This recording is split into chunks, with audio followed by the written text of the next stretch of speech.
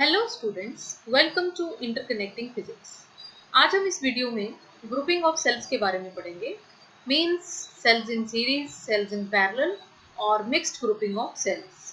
सो without wasting time आइए शुरू करते हैं। आप मुझे रेगुलर अपडेट्स के लिए नीचे दिए गए लिंक्स से भी फॉलो कर सकते हैं।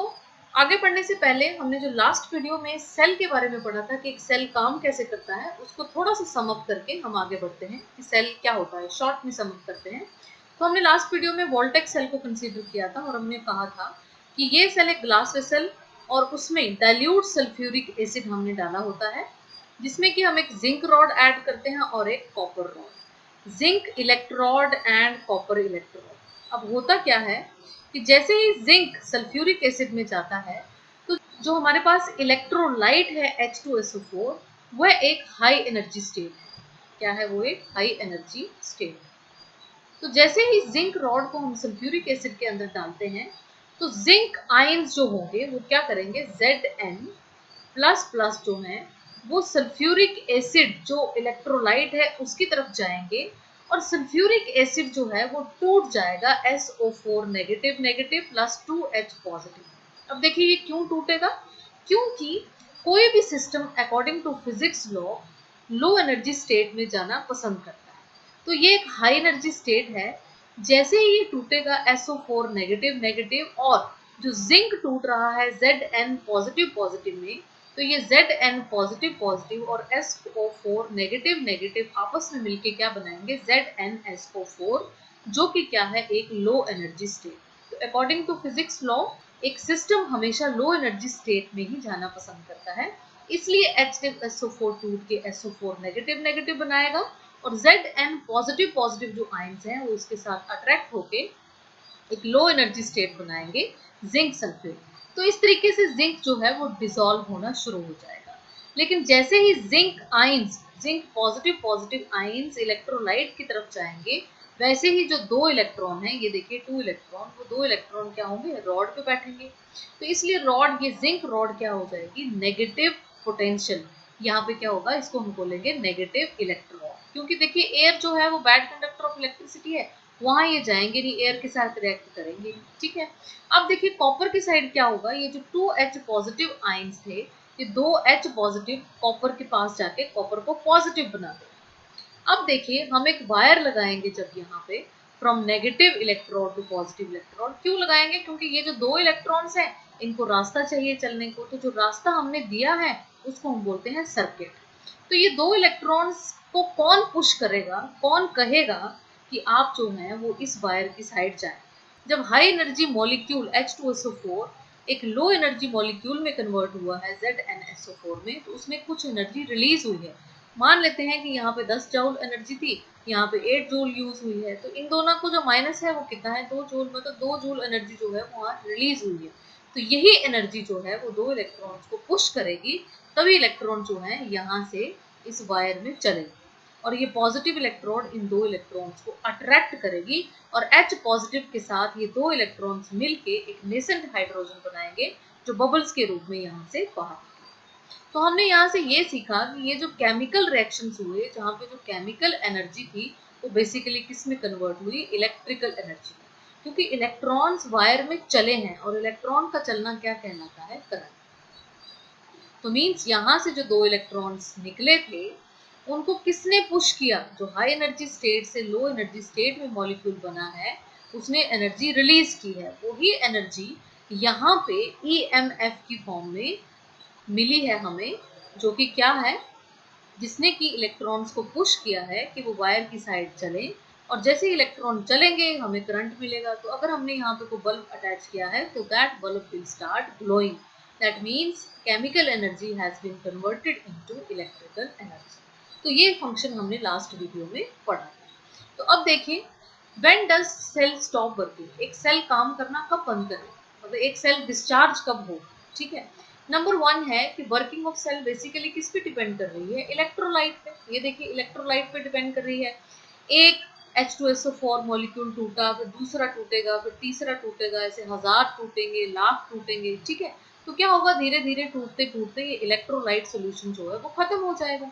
तो जैसे ही ये खत्म हो जाएगा हमारा जो सेल है वो काम करना बंद कर देगा। और दूसरा चांस ये है कि जब जिंक रॉड कंप्लीटली डिसॉल्व हो जाए, क्योंकि देखिए जिंक भी जो है वो डिसॉल्व होके क्या बना रहा है, जिंक सल्फेट। तो अगर जिंक भी डिसॉल्व हो जाए पूरी तरह से, जिंक रॉड भी डिसॉल्व हो जाए, तब भी हमारा सेल काम करना बंद कर देगा। पर जनरली ऐसा नहीं होता है, क्योंकि जिंक जो है एक सॉलिड है, ठीक है, इलेक्ट्रोलाइट लिक्विड है, और as compare to liquid solid में हमेशा ज्यादा ही मॉलिक्यूल्स रहते हैं, इसलिए ये चांस बहुत कम है कि जिंक रॉड जो है वो पूरी तरह डिसॉल्व हो जाएगी। लेकिन हाँ, जब इलेक्ट्रोलाइट कम हो जाएगा, खत्म हो जाएगा, तो सेल जो है वो काम करना बंद कर देगा।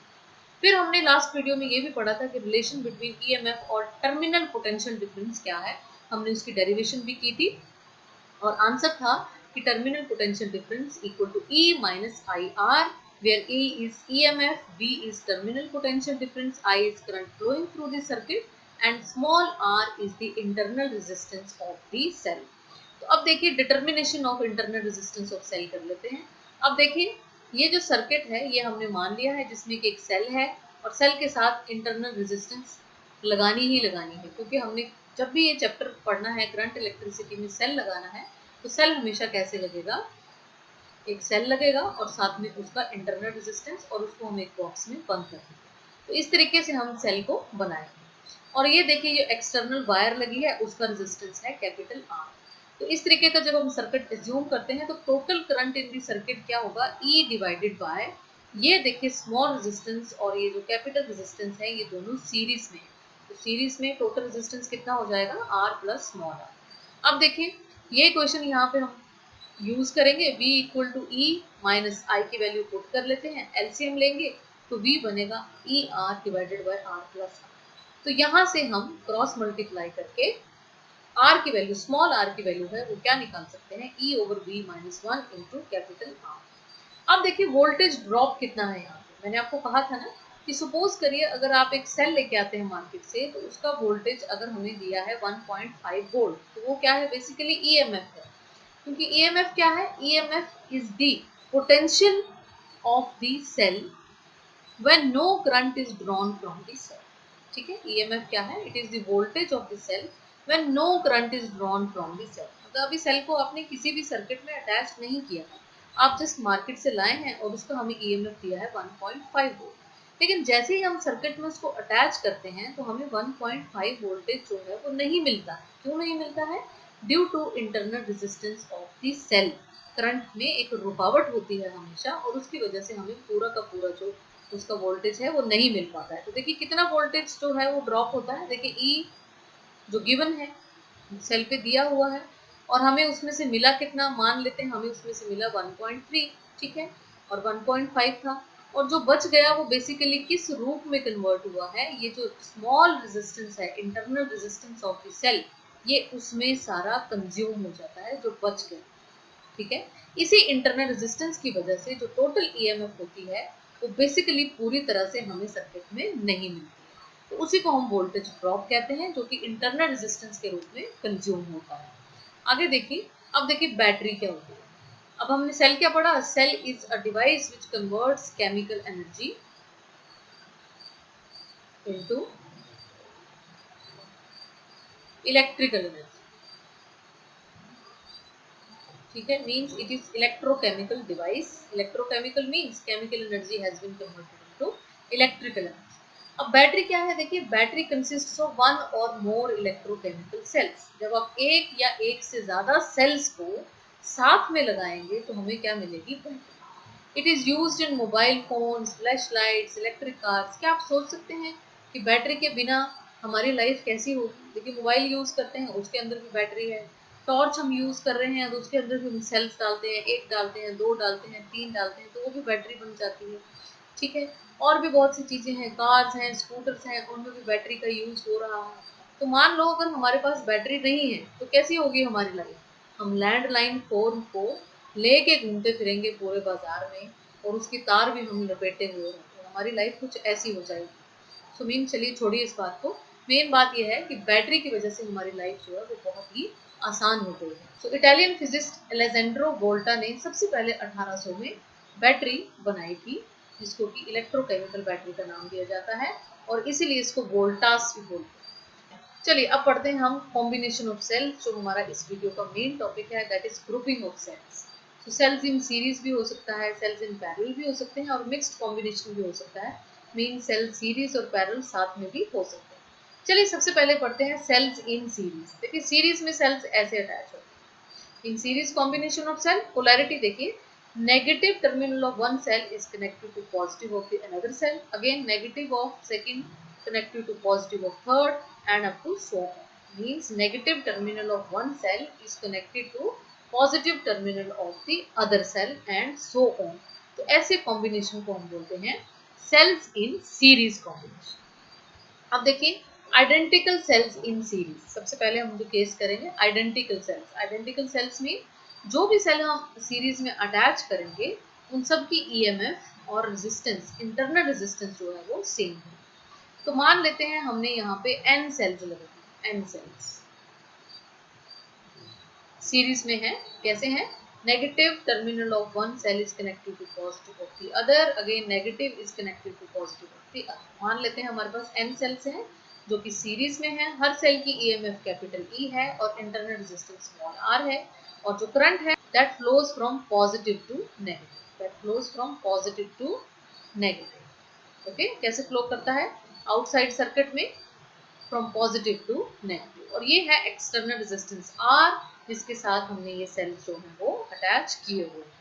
अब देखिए हमें पता है सीरीज कॉम्बिनेशन में जो ईएमएफ है, जो वोल्टेज है, वो बेसिकली ऐड हो जाती है। ठीक है, सो बेसिकली क्या है यहाँ पे मेन पॉइंट्स याद रखने वाले, the EMF of the battery is the sum of individual EMFs. Means E जो है वो इक्विवेलेंट कितना होगा, E plus E up to so on n times. तो कितना हो जाएगा, equal to n times E, क्योंकि हमने कितने सेल्स लिए हैं यहाँ पे n।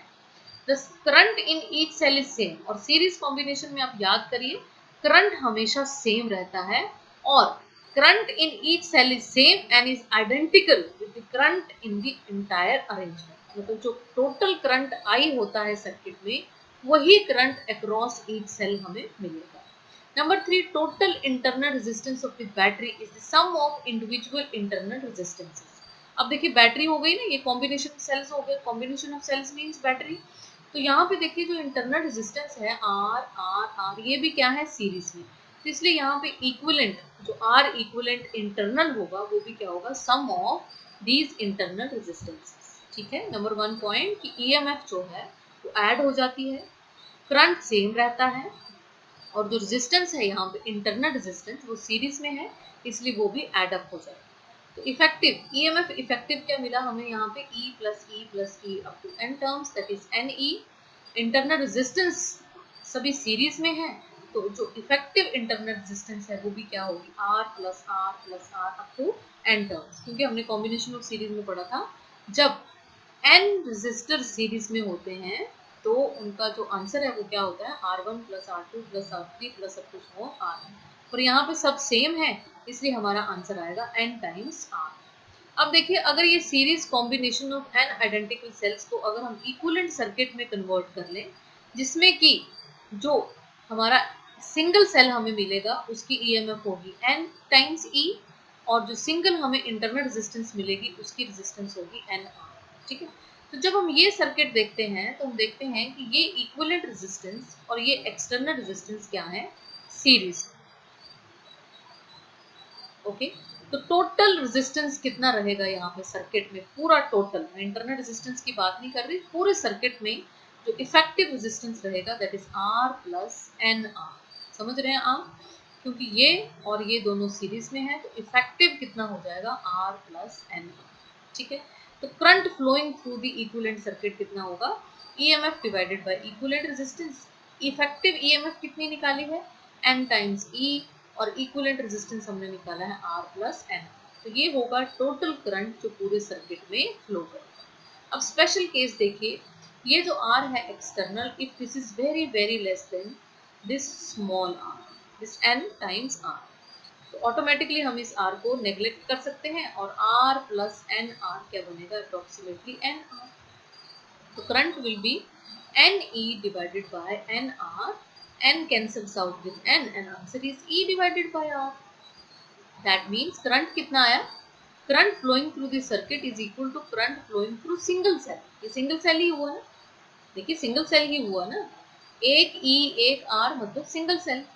तो दैट मीन्स अगर एक्सटर्नल रेजिस्टेंस बहुत ही कम हो जाती है एज कंपेयर टू इंटरनल, तो ये कॉम्बिनेशन ऑफ जो सेल्स है इसका कोई भी यूज नहीं रह जाता, क्योंकि कॉम्बिनेशन लगा के भी हमें आंसर क्या मिल रहा है, current through the circuit is equal, एक सेल से ही मिल रहा है हमें फिर से करंट, तो इट मीन्स ये जो कॉम्बिनेशन ऑफ सेल्स है इसका कोई भी यूज नहीं रहा यहाँ। इट मीन्स अगर एक्सटर्नल रेजिस्टेंस इंटरनल रेजिस्टेंस के कंपैरेटिवली बहुत कम हो, तो दैट मीन्स हमें कॉम्बिनेशन ऑफ सेल्स का कोई भी यूज नहीं रह जाता है। तो फिर चाहे हम एक सेल लगाएं, चाहे 4 सेल लगाएं, चाहे 10 सेल लगाएं, चाहे 100 सेल लगाएं, हमारा जो आंसर होगा वो क्या होगा, E divided by R, means current flowing through single resistance, current flowing through single cell. Okay, case number 2, if R is very very greater than N, तब क्या होगा, R plus N are approximately R, and answer is NE divided by R. So N times E divided by R, and E divided by R is the current due to single cell having negligible internal resistance. Okay, अगर internal resistance बहुत कम है cell की, तो means ये हमारा क्या बनेगा, N times E divided by R, मतलब बहुत लार्ज करंट फ्लो करेगा, लार्ज करंट। अगर क्या कंडीशन हो, नेग्लिजिबल इंटरनल रेजिस्टेंस हो हर सेल, ठीक है। तो अगर अपने लार्ज करंट ड्रॉ करना है बैटरी से तो हमें आर बहुत ज़्यादा रखना पड़ेगा as compare to internal resistance. और अगर आपको कोई यूज़ ही नहीं चाहिए कॉम्बिनेशन ऑफ सेल्स का, चाहे 10 लगाएं चाहे 20 लगाएं, अगर एक्सटर्नल रेजिस्टेंस बहुत कम है तो फिर आपको जो करंट है वो सिर्फ एक ही सेल के बराबर मिलेगा। चलिए, so in order to get large amount of current from the cells connected in series, the external resistance should be very large as compared to net internal resistance of the cells. Means ये वाली condition को हम follow कर रहे हैं कि अगर आपको बहुत ज़्यादा करंट चाहिए तो एक्सटर्नल रेजिस्टेंस को जो कॉम्बिनेशन ऑफ सेल्स हैं उसके इक्विवेलेंट रेजिस्टेंस से बहुत ज़्यादा रखना पड़ेगा, तब जाके हमें ज़्यादा करंट मिलेगा। अब देखिए सेकेंड केस क्या था, different cells connected in series. पहले हमने क्या किया, सेम सेल्स, अब है डिफरेंट सेल्स। मान लेते हैं हमने दो सेल लिए हैं, एक सेल C1 है, दूसरा C2 है, और एक सेल की EMF E1, उसका इंटरनल रेजिस्टेंस R1, दूसरे की EMF E2 और इंटरनल रेजिस्टेंस R2, ठीक है। अब देखिए, let us consider two cells A1 and 2। अब सपोज करते हैं यहाँ 3 पॉइंट्स हैं X, Y और Z, ठीक है। अब हमें पता है सीरीज कॉम्बिनेशन में जो वोल्टेज है वो डिवाइड हो जाती है, then potential difference between x and y। अब देखिए x और y के बीच में potential difference Vxy equal to Vx minus Vy। ये देखिए ना करंट कैसे फ्लो कर रहा है, from positive to negative, from positive to negative. So that means high potential minus low potential, Vx minus Vy, ठीक है।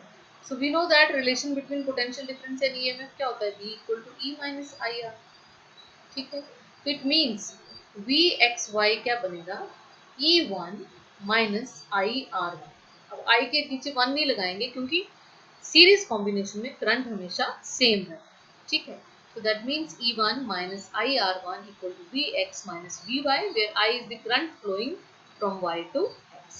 अब देखिए similarly Vyz potential difference between these two points देखिए कितना होगा, Vy minus Vz, that is अगर ये वाला फॉर्मूला यूज करें टर्मिनल पोटेंशियल डिफरेंस और EMF का, तो क्या होगा E2 माइनस IR2, ठीक है।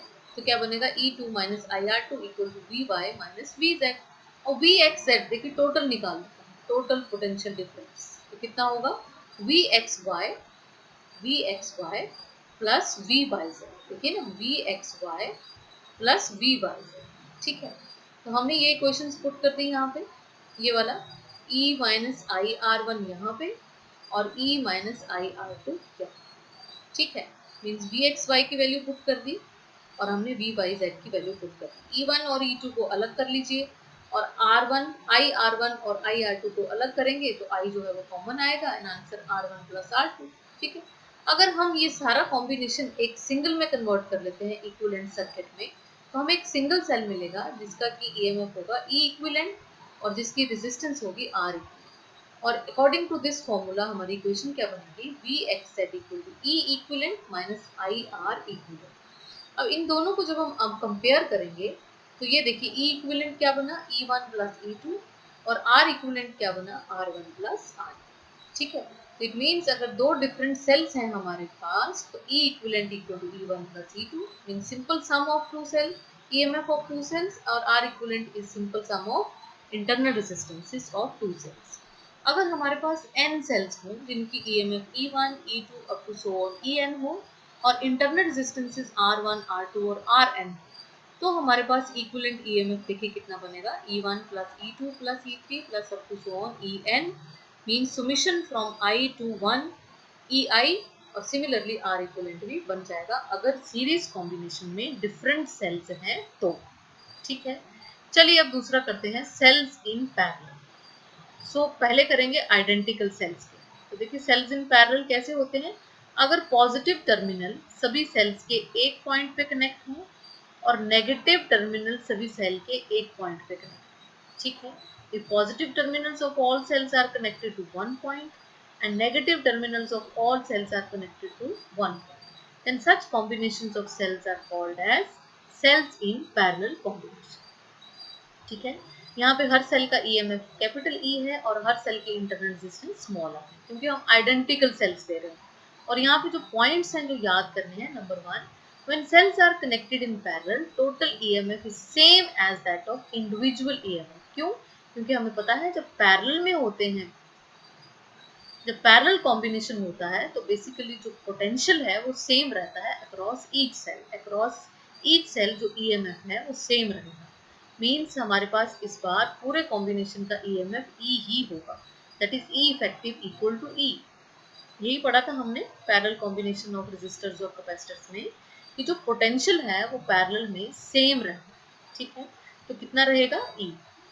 और इक्विवेलेंट रेजिस्टेंस देखिए क्या हो जाएगी, सभी पैरेलल में है और पैरेलल में क्या फॉर्मूला होता है, 1 over R equivalent equal to 1 over R1 plus 1 over R2 plus up to so. और यहाँ पे सभी आइडेंटिकल हैं तो आंसर आएगा 1 over R plus 1 over R plus 1 over R plus up to so 1 over R। अगर हमने M सेल्स लिए हैं, अगर we have taken M cells तो answer will be M divided by R, और 1 over R equivalent if M divided by R तो R equivalent क्या हो जाएगा हमारे पास, R डिवाइडेड बाय। देखिए क्या होगा ना, यहाँ पे 1 ओवर R कॉमन आ जाएगा, 1 plus 1 plus 1 plus 1 up to so on कितना आएगा M टाइम्स, तो क्या बन जाएगा M डिवाइडेड बाय। और वैसे भी मैंने आपको बताया है कि अगर आइडेंटिकल रेजिस्टर्स पैरेलल में हो तो आंसर क्या बनता है, R divided by number of resistors। Now equivalent circuit of M cells, अगर ये सारा सर्किट को हम equivalent सर्किट में कन्वर्ट कर लें जिसमें कि एक सिंगल सेल हो और equivalent रेजिस्टेंस इंटरनल रेजिस्टेंस भी एक हो और एक्सटर्नल रेजिस्टेंस R के साथ कनेक्ट हो, तो देखिए क्या बनेगा हमारे पास। देखिए ना ये इक्विवेलेंट में कन्वर्ट हो गया, जिसके सेल की EMF कितनी है E और इक्विवेलेंट इंटरनल रेजिस्टेंस कितनी आई है R डिवाइडेड बाय M, और this is connected to external circuit R। तो कितना बनेगा R इफेक्टिव देखिए, क्योंकि देखिए अब देखिए ना यहाँ पे ये R डिवाइडेड बाय M और ये R दोनों क्या है सीरीज में, so answer will be effective resistance कितना होगा R divided by M plus R। Total effective resistance to the current is R divided by M plus R। तो अब देखिए करंट कितना बनेगा, effective EMF divided by effective resistance. Effective EMF parallel में एक ही रहेगी E, ठीक है, और इफेक्टिव रेजिस्टेंस कितना हो गया R plus R divided by M। सो अगर हम एलसीएम लेते हैं देखिए E divided bye MR plus R divided by M, so answer is ME divided by MR plus internal resistance R। ठीक है, तो ये करंट है जो पूरे सर्किट में फ्लो कर रहा है।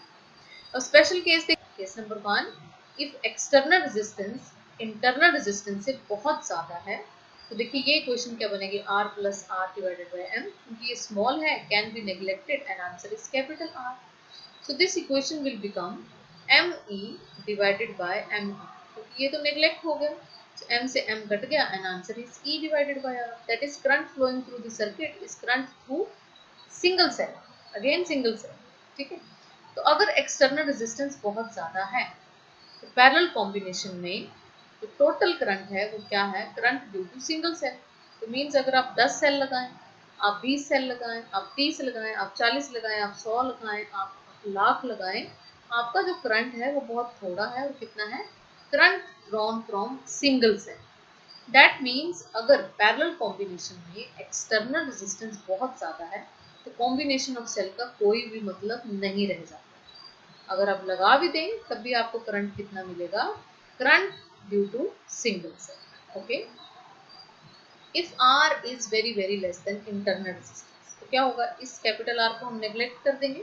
तो R plus R divided by M क्या होगा, R डिवाइडेड बाय M। और I क्या बनेगा, देखिए यहाँ पे देखते हैं, अगर कैपिटल R को हम जो है वो नेग्लेक्ट कर देंगे यहाँ से तो क्या बनेगा, E divided by R divided by M, that is ME divided by small r, that is M times current through, that is M time, यहाँ पे small r होगा, sorry small r, that is क्या बनेगा, M times current through single cell। तो means यहाँ पे current जो है वो बहुत large current will flow through the circuit. It means parallel combination में अगर आपको ज़्यादा करंट चाहिए तो आपको क्या करना है, एक्सटर्नल रेजिस्टेंस को इंटरनल रेजिस्टेंस से बहुत कम रखना है। और सीरीज कॉम्बिनेशन में उल्टा है, अगर आपको ज्यादा करंट चाहिए तो आपको एक्सटर्नल रेजिस्टेंस को ज्यादा रखना है। तो अब देखिए डिफरेंट सेल्स इन पैरेलल। मान लेते हैं हमारे पास दो सेल्स हैं, डिफरेंट हैं और पैरेलल में। एक का EMF E1 internal resistance R1 और दूसरे का EMF E2 internal resistance R2। Positive terminal of cells are connected to one point and negative terminals are connected to one point। Let us से x z दो point हैं और उनके बीच में potential difference v है। क्यों, क्योंकि सीरीज पैरेलल कॉम्बिनेशन में पोटेंशियल जो है वो सेम है, ठीक है। लेकिन करंट कितना होगा, देखिए करंट कैसे चलेगा, फ्रॉम पॉजिटिव टू नेगेटिव। तो करंट जो है वो कैसे डिवाइड हो जाएगा, I equal to I1 plus I2, ठीक है। अब देखिए हमें पता है V equal to E minus I1 की वोल्टेज और EMF में क्या फर्क है, क्या रिलेशनशिप है, V equal to E minus I1। तो कैसे लिखेंगे, देखिए हम V तो सेम रहेगा, E1 माइनस I1 R, ठीक है। तो यहाँ से I1 की वैल्यू क्या आएगी, E1 माइनस V, क्योंकि इसको यहाँ ले आते हैं, इसको यहाँ पे डिवाइडेड बाय R, ठीक है। ये एक सेल के लिए हमने क्या निकाल लिया, करंट, क्योंकि करंट डिवाइड हो गया, पैरेलल में करंट डिवाइड हो जाता है, I equal to I1 plus I2। तो पहले हम I1 की वैल्यू निकाल लेंगे। सिमिलरली I2 की वैल्यू भी क्या आएगी, E2 minus V divided by R2। V change नहीं होगा क्योंकि पैरेलल कॉम्बिनेशन में पोटेंशियल सेम रहता है, ठीक है। तो अब देखिए ये दोनों वैल्यूज हम पुट कर लेंगे, I equal to I1 plus I2। तो यहाँ पे हमने पुट कर ली, ठीक है। E1 और E2 वाली टर्म्स को साथ कर लिया और V और V वाली टर्म्स को अलग कर लिया। अब हम इसका एलसीएम लेंगे तो क्या आएगा, E1 R2 plus E2 R1 divided by R1 into R2। यहाँ से V अगर कॉमन लेते हैं तो R1 प्लस, अगर इसका भी एलसीएम लेते हैं V कॉमन आ जाएगा ना, 1 over R1 plus 1 over R2। तो क्या आएगा एलसीएम लेके, R1 R2 R1 plus R। अब देखिए हमने यहाँ से क्या निकालना है, बेसिकली V पोटेंशियल निकालना है। देखिए क्या करते हैं, अब I है ना, तो V को ले जाते हैं यहाँ पे लेफ्ट हैंड साइड और I को यहाँ ले, ठीक है। कैसी बनेगी हमारी equation, V R1 plus R2 divided by R1 R2 equal to E1 R2 minus E2 plus E2 R1 divided by R1 R2 minus I, ठीक है। चलिए अब देखिए क्रॉस मल्टीप्लाई करते हैं। तो क्रॉस मल्टीप्लाई करेंगे तो क्या बनेगा, R1 R2 divided by R1 plus R2 multiplied by E1 R2 plus E2 R1 divided by R1 R। तो ये कट जाएगा, माइनस I के साथ भी ये मल्टीप्लाई होगा, R1 R2 divided by R1 plus R, ठीक है। तो क्या बनेगा, V E1 R2 plus E2 R1 divided by R1 plus R2 minus I R1 R2 divided by R1 plus R। So if this parallel combination, अगर ये parallel combination हम equivalent circuit में convert कर दें, जिसमें कि हमें एक सिंगल सेल मिलता है जिसका EMF है इक्विवेलेंट और एक इंटरनल रेजिस्टेंस मिलती है जिसकी रेजिस्टेंस है R इक्विवेलेंट, तो हमारे पास V क्या बनेगा, देखिए। तो according to relation between V equal to E minus I R क्या बनेगा, V equal to E equivalent minus I R equivalent, क्योंकि टोटल इक्विवेलेंट सर्किट में करंट कितना है I, इसलिए हम यहाँ क्या लिखेंगे I। अब इन दोनों इक्वेशंस को जब हम कंपेयर करें तो E इक्विवेलेंट कितना आता है, E1 R2 plus E2 R1 divided by R1 plus R2, और R इक्विवेलेंट कितना आता है, R1 R2 divided by R1 plus R2। तो देखिए R इक्विवेलेंट क्या बना, R1 R2 divided by R1 plus R। तो ये किसका रिलेशन है, 1 over R equivalent equal to 1 over R1 plus 1 over R2, क्योंकि इसको हम ऐसे भी लिख सकते हैं। अब देखिए अगर हम E equivalent divided by R equivalent करें तो क्या बनेगा, इक्विवेलेंट की वैल्यू पुट करेंगे हम, देखिए ये वाली value E1 R2 plus E2 R1 divided by R1 plus R2, और साथ में हम ये वैल्यू पुट करेंगे ये वाली, तो क्या बनेगा R1 प्लस R2 कट जाएगा and answer is E1 R2 plus E2 R1 divided by R1 R2। तो ये बेसिकली क्या बना, E1 divided by R1 plus E2 divided by R2, क्योंकि जब हम इसका एलसीएम लेंगे तो ये इसके साथ मल्टीप्लाई हो जाएगा और ये इसके साथ, ठीक है।